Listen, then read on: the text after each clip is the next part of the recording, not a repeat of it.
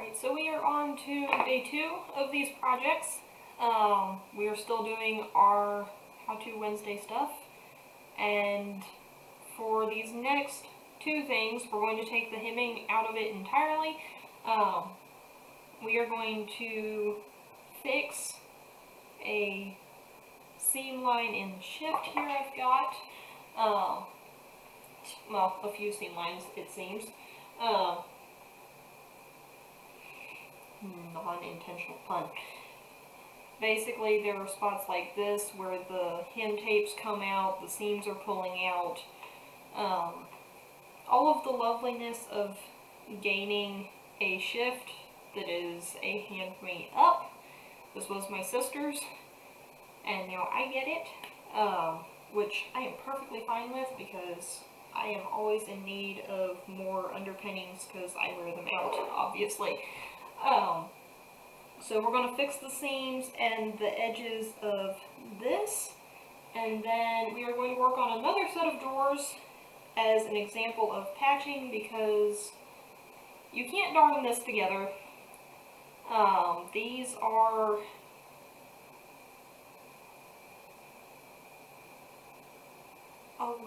years old, 11, 12 years old. I've had them for a long time.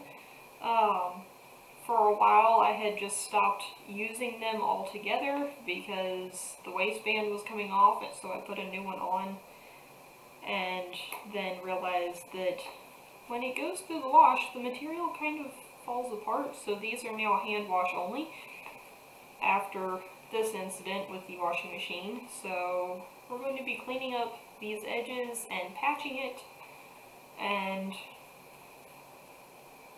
going from there. I think not long after I get these patched together, I'm just going to retire them because they are ancient at this point. So that is what we're doing.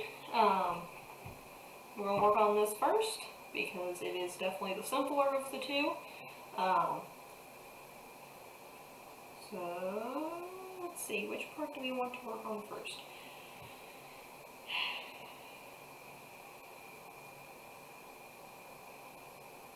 I'm going to say we're going to do these edges first. Pretty simple, straightforward, minus the fact that this was machine put together rather than hand stitched. I'm going to take, there's machine stitching in the band that has pulled away from this part. I'm going to rip all of that out, and then we are going to fold it back over the material, like the main material, fold it back over that, pin it down, stitch it, and make sure when you're stitching things like this, you want to go about an inch into both sides, that way they don't come apart, and you're stitching, the machine stitching isn't going to come out, your stitching isn't going to come out. One thing I have realized while going through these projects is I talk about hand stitching them, and there are probably some people who are going, well, there's a far easier way of doing that called a machine, but I will tell you why I am doing it this way instead, and it's not necessarily because it's period correct. I want all of this to be easier and simpler for all of you. It is also cheaper to go out and get some pins and some hand stitching needles, quilting needles, and a little bit of thread, and just put it back together yourself than it is to go out, buy a machine that costs anywhere from $30 to $500, and going from there. I want this to be as simple as possible, I want it to be as easy as possible, and hand stitching is one of the easiest things you can do. At least in theory. I realize that it's not necessarily that simple for everybody, but in theory it still applies that you can figure out how to hand stitch easier than you're going to figure out how to run an entirely different machine that is honestly kind of scary if you don't know what you're doing.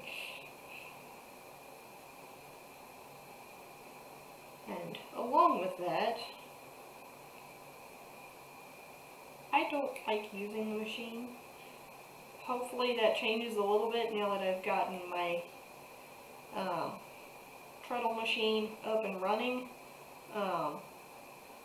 Still arguing with her about the tension of the bobbin and the upper arm itself, but that is to be expected apparently, because that's actually one of the things in the original manuals that says if you have problems, this may be it, and why. So, kind of expected it, which is always nice to expect things to not exactly go the way you thought they would. Alright, so I've pulled the stitching out. You can see how it's a little bit wider now. So from there, I'm thinking I might clean up this raw edge a little bit just to get rid of some of the pullaways. Make that a little bit neater so that it won't fall apart quite as quickly again. And I'm just going to, because this is already a folded piece, I'm just going to wrap up that raw edge like it is the inside of a taco. I'm going to pin it down.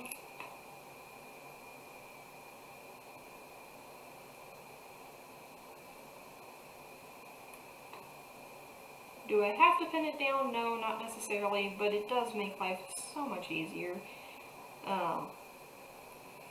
This is going to require 2 pinnings.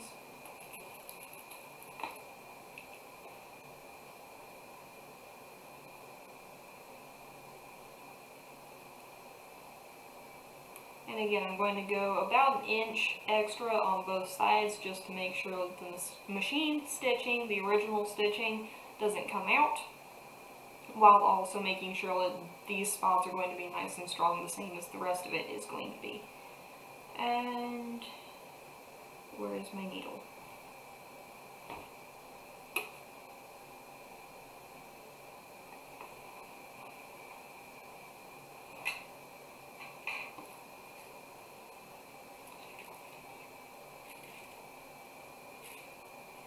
Yes, I did. Here you are. Come here. Come here, come here, come here. Ah! No, not fall again.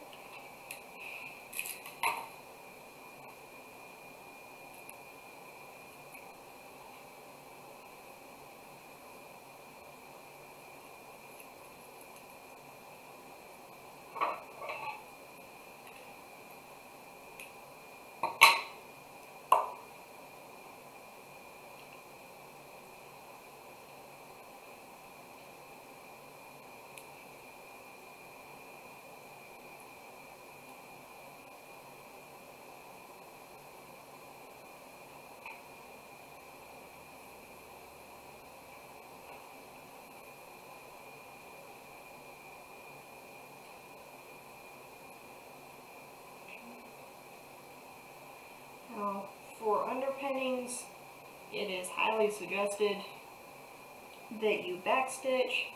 I have never been one to backstitch anything unless I have been asked to do so on certain things. I find it a lot of times unnecessary for one reason or another.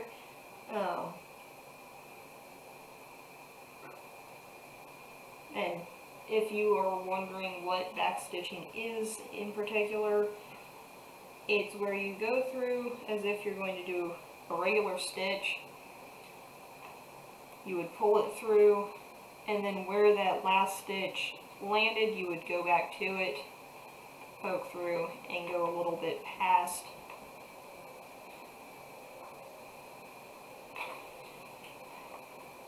Basically, the end of the last stitch was here, where the end of the stitch you made, or are making currently, is in the middle, and you want your needle to go past that middle point.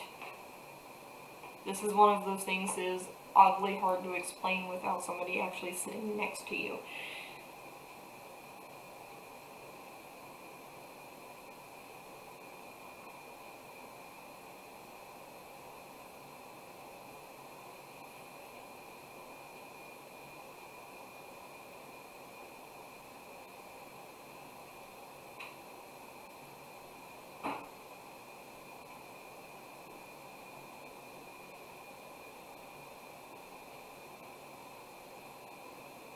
Now, when you're going through the spot that had come loose, you want to make sure that you get through both sides of that material, not just from the front. From the front, you're obviously going to know, yes, it's hitting through where I want it to. It's through the back section that's going to get tricky, because you're blind to that side unless you periodically look and make sure, yes, it's not just going through the front, it's also going through the middle and the back. Elsewise, this entire endeavor is for naught, and you have to start over.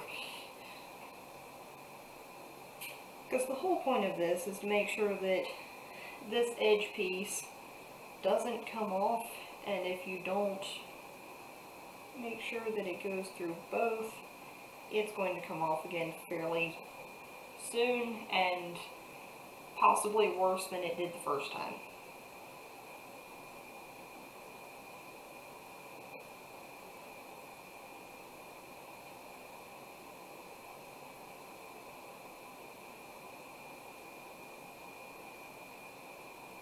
And I would say that pinning it down helps keep that problem.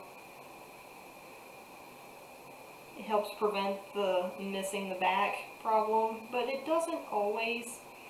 A lot of times when I pin things down, the needle, the pin, not the needle, the pin itself kind of moves things around and shifts it so that it's not exactly where you put it to begin with or wanted to put it, which makes life a little bit difficult.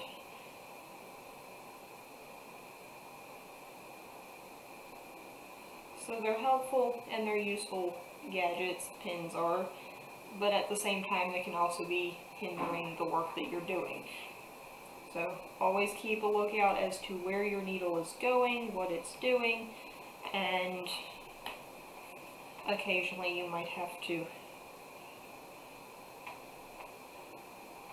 pull things out, start over, and make sure that it happens correctly the second time around rather than just the first.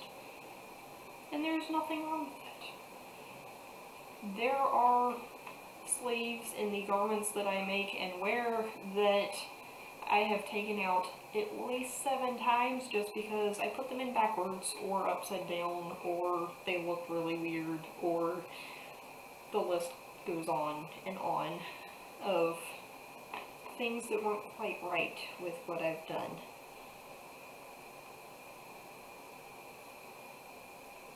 So I've gone about 1 inch on both sides here. I'm going to tie it off.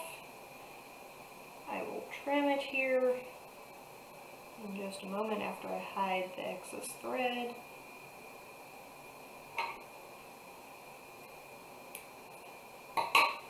And that is how you would fix something akin to that for an edging piece. For seams, it can be a little more complicated, because depending on the garment you have found or fixing, your seams might be serged down, serging being, I don't know what they did with this. If you look at the inside of your jeans, inside the pant leg of the jeans, you'll see the zigzag stitch with a long line across the rougher edge. That is a serger. That is a serger stitch. It helps hold, it kind of works like the button stitch does, so it holds everything together while also giving that flat line of material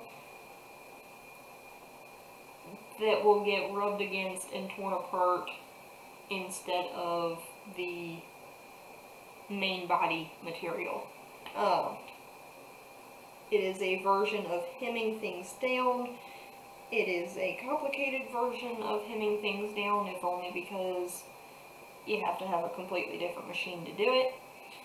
In this case, I am assuming this is a version of roll hemming. It seems that they're both flattened towards the right side, like the rough edge is flattened towards the right side of the material, pinned together and then sewn twice. I'm not sure why they did it that way, but they did it that way, so we are going to finish it that way. Thankfully, these seams aren't pulled out too badly. It's just about an inch down pulling from where it should be, so it won't be too bad to fix.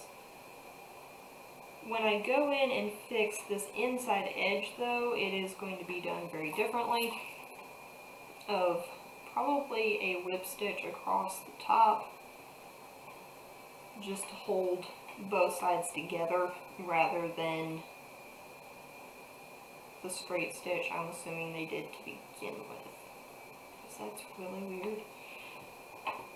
So, again, because this is a thing or a spot where the machine stitching has come loose, we're going to go an inch back, so to about right here, go straight up towards where the problem is, and then just finish it off from there.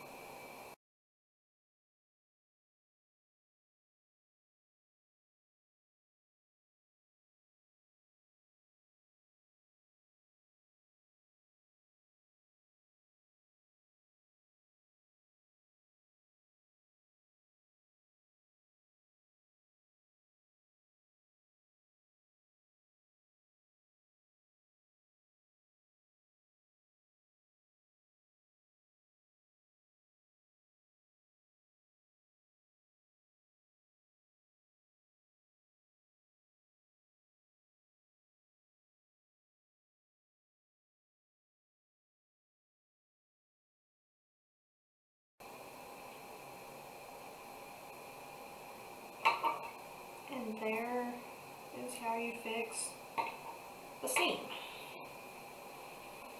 Technically, I've got a few other spots that I need to do the same to on this. I will go through and finish them later. Actually, it's only 2 spots that are the exact same, just slightly longer. 3. That whole arm might just have to come off and be redone. Nonetheless, that is how you can fix the binding tape, if that is what is being used on a rough edge, and how you can fix certain seams. Basically, you just want to go exactly where it was the first time, tie it off, probably hem it back down if it were hemmed to begin with, and continue on from there. Speaking of continuing on, that leaves us to do our last project. Okay, nice chunk of extra that I can use for this.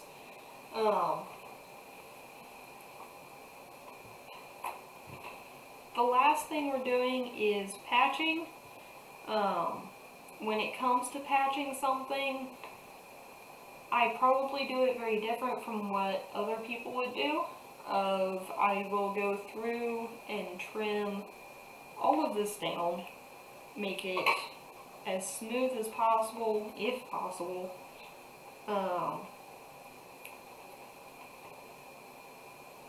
Just kind of get rid of these gunky edges that make it a little harder when you go through and start stitching them down.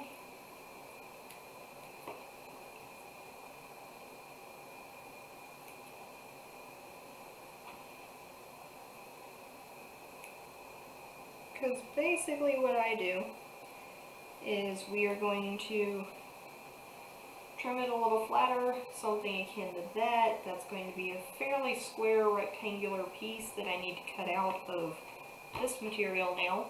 I think I'm actually going to leave this one rough as is, since there are 2 holes there, not just one.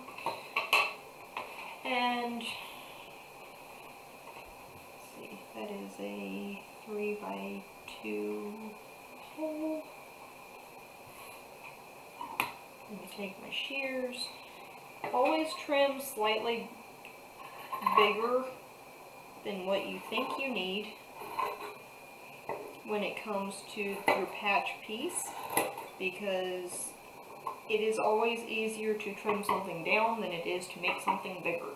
That applies to everything sewing, anything sewing.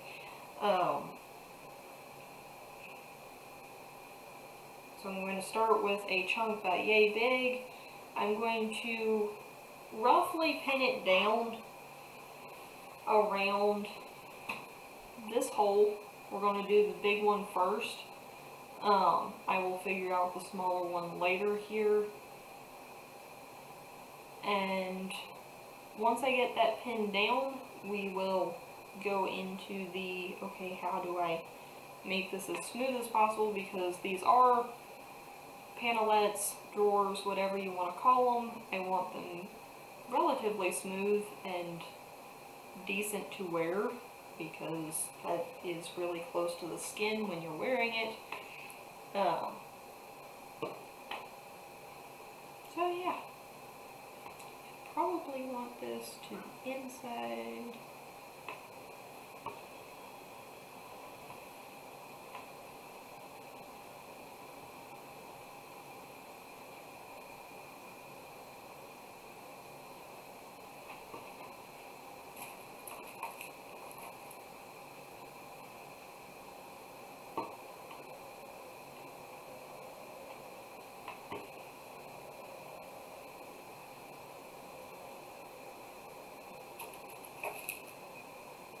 After you've got your patch pinned to and or around the space you need to fix,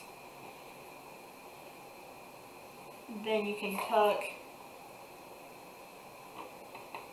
the edges under. Let me finish pinning this first and then explain that. That would make more sense.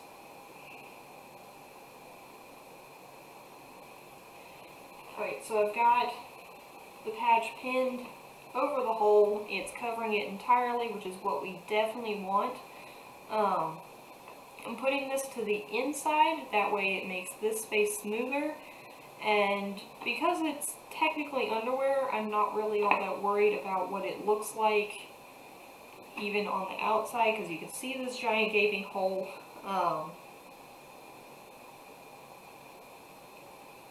I'm not worried about it. For the second hole, I can show you a little bit better of how to hide your patches, make them a little more even. The coloration is never going to be exactly the same. Even if you've got extra pieces of material of whatever you're working on, it's never going to be the same color, because you've washed it, you've worn it, it's been out in the sun and the weather, it's just not the same material anymore. So that piece is always going to be a little bit brighter, a little bit more vibrant, but that's also what gives this clothing a life of its own. To anyone who has ever been in band or played a musical instrument, if you smack it on your stand and there's a small dent in it, if you're anything like me, you typically get it to the people to fix it and go, no, no, no, don't buff that spot out. Leave it there. I know the story behind it. Leave it there. That's kind of what happens with your clothes. They have a story. They have a life. And it makes them cool to look at. Especially if they survive 100 years and some geek like myself goes and looks at it and goes, oh, I know what happened to that. That looks familiar. But after I do this rough one of just a basic how to do a throw together patch, I'll try and do a nicer version for this one, this smaller one. So, but from having it just roughly pinned, since it is completely covering the hole the way I want it to, I'm now going to go through and tuck these looser edges of the patch under, and then we're going to go through and we're going to just straight stitch it down. Because I'm not worried about how this looks, I'm not all that concerned about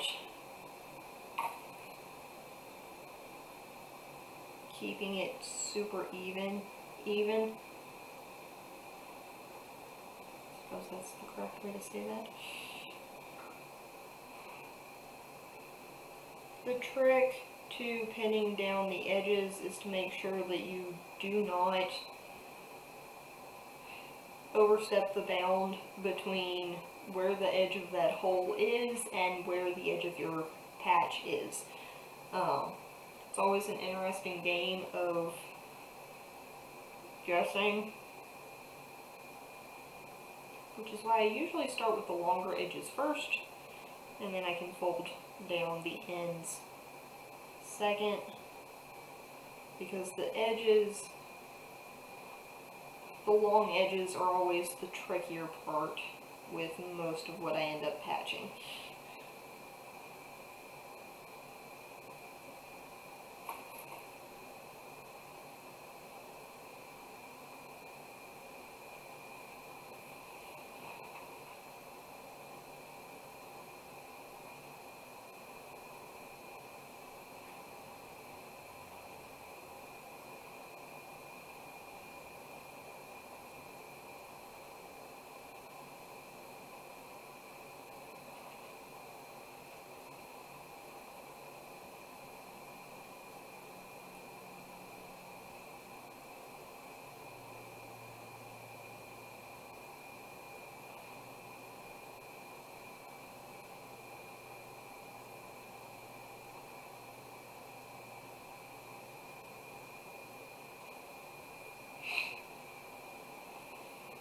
So were this side not the inside of the panelettes here, this is what it would look like, just a giant square. In a way, that's about as smooth as you can get your patches. So maybe I won't worry about this one to show you all how to do. This is as smooth as it probably is ever going to get, just because patches are patches.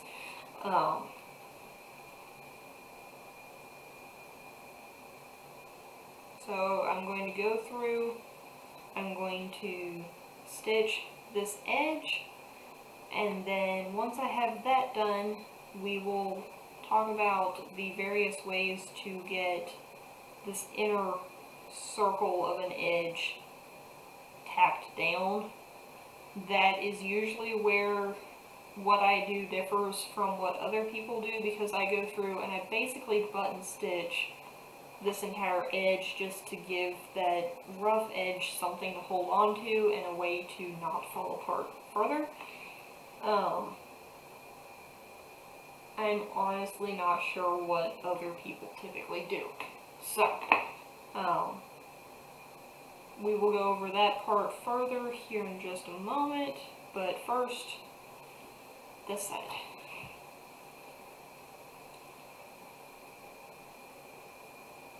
The nice thing about working on so many underpinnings, all of my underpinnings are white. That is typically how it worked even in the 1860s. You could have colorful underpinnings like old skirts that are never going to be worn out in public again, but you don't waste the fabric. That is a big old no-no, because fabric in the 1860s was expensive. You don't want to waste it. So you're going to start using it as a petticoat, or maybe make some pillowcases or something out of it. Make it into a quilt. There's so many things that they did with old clothes and old material that we just kind of don't think of today.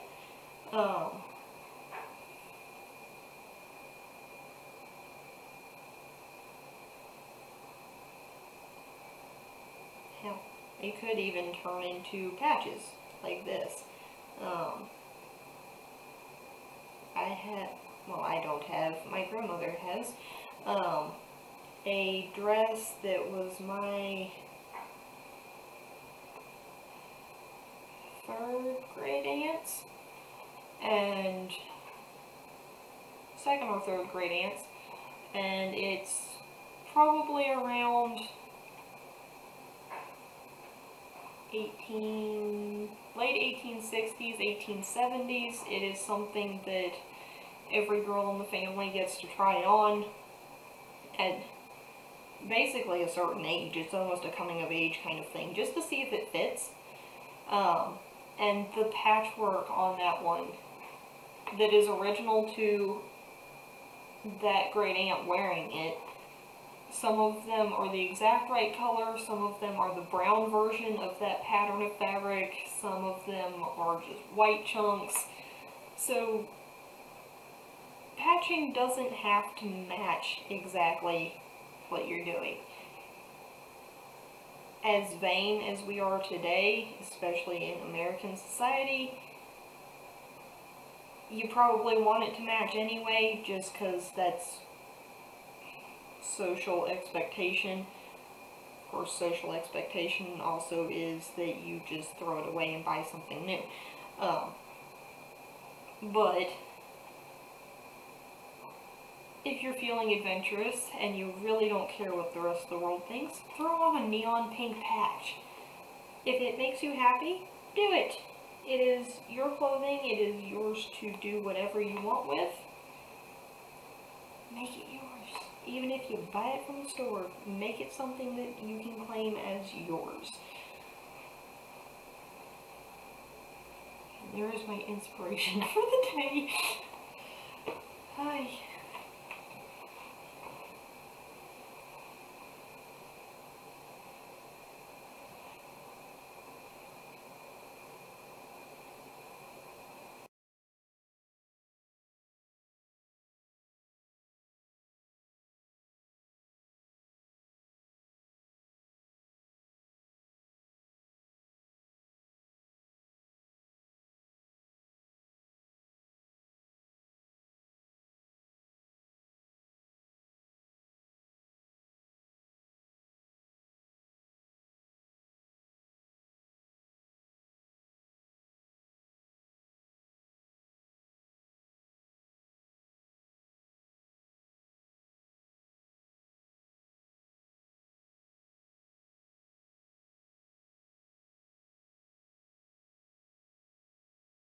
Alright, so now that that part is done, and not going to come off anytime soon, it is going to lay a little bit different compared to the rest of it, but that's okay. That leaves this inner chunk of loosey-goosiness, something to be desired. In theory, I could trim into the corners of the patch a little bit and tuck those under as well, and then stitch them down as you would a hem, or you could do what I usually do and just button stitch all the way around that. If you button stitch around it, it does leave a weird pattern on the patch itself, so I would kind of suggest rolling the edges and hiding them, but that is basically how you patch something together, along with the seam work and the edging and the darning of socks and the chaos that we have brought to this how-to video that, in all technicality, is like 5 hours long now. So yeah, if you have watched from beginning to end, all the way up until this point, thank you. If not, and you are only here to watch this chunk of the video, I apologize that it is so much shorter than the rest of them. Or the rest of the other parts, rather. And yeah, again, like, follow, subscribe. We are on Facebook and Instagram, and obviously on here on YouTube. And as always, ask questions, comment. I thoroughly enjoy going through and reading them, as well as getting to answer them and actually think from a different angle. I love being able to do that.